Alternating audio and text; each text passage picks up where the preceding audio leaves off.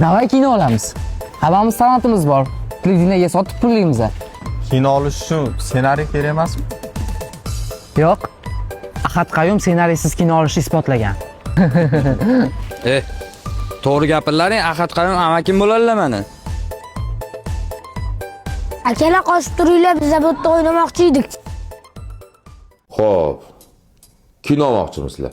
Ha. Men ham birinchi kinoyimni umuman ssenariysiz olganman.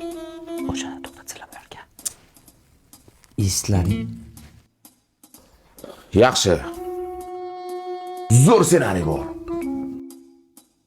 Ash 4 ta aka-uka bo'lasan.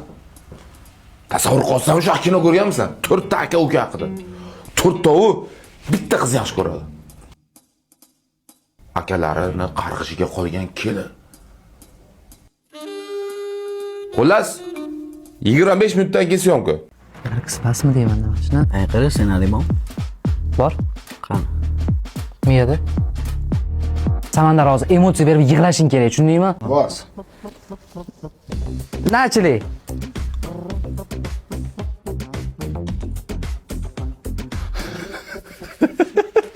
Stop. Toming joydamiz sani? Kinomiz. Nima qilganing bu? Menda ayb yo'q.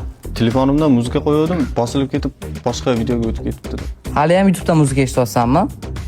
Mana Jana Tube bor-ku. Bu ilova ekran o'chirilganda ham musiqani, videoni bemalol ijro qila oladi.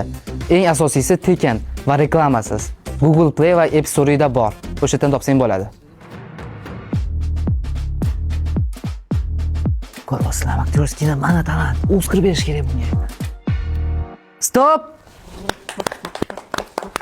Xullas, tayyor bo'lsanglar, prezentatsiyani boshlaymiz. Biz katta loyihaga qo'l urdik. Ko'rishinglar mumkin.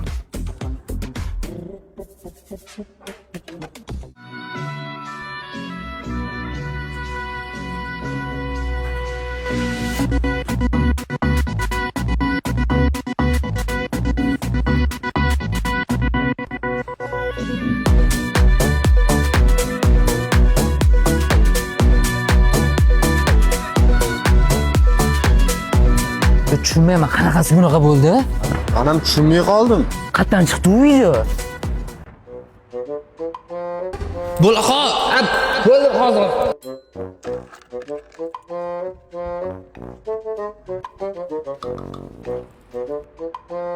Ha, marra.